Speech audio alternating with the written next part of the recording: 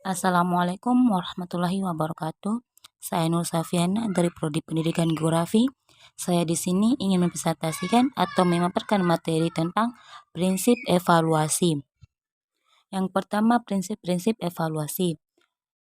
Evaluasi merupakan komponen integral dalam program pengajaran di samping tujuan instruksional dan materi serta metode pengajaran.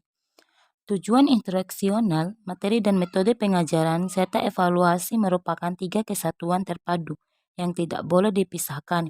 Karena itu, perencanaan evaluasi harus sudah ditetapkan pada waktu penyusun satuan pengajaran, sehingga dapat disesuaikan secara harmonis dan dengan tujuan instruksional dan materi pengajaran yang hendak disajikan. Prinsip keterlibatan siswa. Prinsip ini berkaitan erat dengan metode belajar CBSA atau cara belajar siswa aktif yang menuntut keterlibatan siswa secara aktif, siswa mutlak, untuk dapat mengetahui sejauh mana siswa berhasil dalam kegiatan belajar mengajar yang dijalaninya secara aktif. Siswa membutuhkan evaluasi. Dengan demikian, evaluasi bagi siswa merupakan kebutuhan, bukan suatu yang ingin dihindari. Penyajian evaluasi oleh guru merupakan upaya guru untuk memenuhi kebutuhan siswa akan informasi mengenai kemajuan dalam program belajar mengajar. Siswa akan merasa kecewa apabila usahanya tidak dievaluasi. Prinsip koherensi. Dengan prinsip koherensi dimaksudkan evaluasi harus berkaitan dengan materi pengajaran yang sudah disajikan dan sesuai dengan rahma kemampuan yang hendak diukur. Tidak dapat dibenarkan menyusun alat evaluasi hasil belajar atau evaluasi pencapaian belajar yang mengukur bahan yang belum disajikan dalam kegiatan belajar mengajar. Demikian pula diterima apabila alat evaluasi berisi butir yang tidak berkaitan dengan bidang kemampuan yang hendak diukur. Prinsip pedagogisis. Di samping sebagai alat penilai hasil atau pencapaian belajar, evaluasi juga perlu diterapkan sebagai upaya perbaikan sikap dan tingkah laku ditinjau dari segi pedagogis. Evaluasi dan hasilnya hendaknya dapat dipakai sebagai alat motivasi untuk siswa dalam kegiatan belajarnya. Hasil evaluasi hendaknya dirasakan sebagai ajaran, yakni sebagai penghargaan bagi yang berhasil tetapi merupakan hukuman bagi yang tidak kurang berhasil. Prinsip akuntabilitas. Sejauh mana keberhasilan program pengajaran perlu disampaikan kepada pihak-pihak yang berkepentingan dengan pendidikan sebagai laporan pertanggungjawaban. Pihak-pihak termaksud antara lain orang tua, calon majikan, masyarakat lingkungan pada umumnya, dan lembaga pendidikan itu sendiri. Pihak-pihak ini perlu mengetahui keadaan kemajuan belajar siswa agar dapat dipertimbangkan manfaatnya. Yang kedua, langkah pokok dalam evaluasi pembelajaran.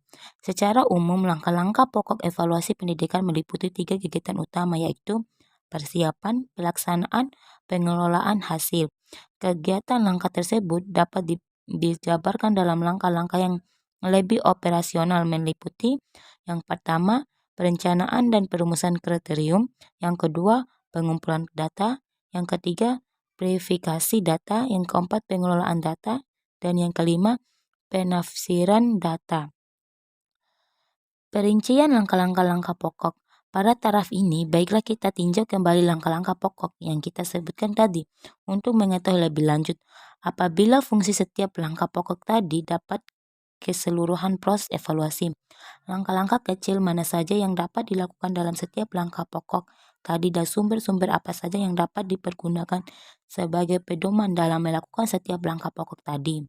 Marilah kita tinjau langkah-langkah pokok tadi satu demi satu. Yang pertama, langkah perencanaan dan perumusan kriterium. Merencanakan pada dasarnya menentukan kegiatan yang hendak dilakukan pada masa depan. Kegiatan ini dimaksudkan untuk mengatur berbagai sumber daya agar hasil yang dicapai sesuai dengan yang diharapkan. Perencanaan adalah proses penentuan tujuan atau sarana yang hendak dicapai dan menetapkan jalan dan sumber yang diperlukan untuk mencapai tujuan itu dan efektif mungkin. Yang kedua, langkah pengumpulan data. Pengumpulan data dimaksudkan untuk memperoleh informasi tentang keadaan objek, dengan menggunakan alat yang telah diuji cobakan. Untuk mengumpulkan data dapat menggunakan metode tes tulis, tes lisan, dan tes tindakan yang akan dibicarakan tersendiri. Langkah bersifat data. Penelitian data atau verifikasi data maksudnya ialah untuk memisahkan data yang baik yang akan dapat memperjelas gambaran yang akan kita peroleh mengenai individu atau kelompok individu yang sedang kita evaluasi dari data yang kurang baik yang hanya akan merusak atau menggaburkan gambaran yang akan kita peroleh apabila turut kita olah juga.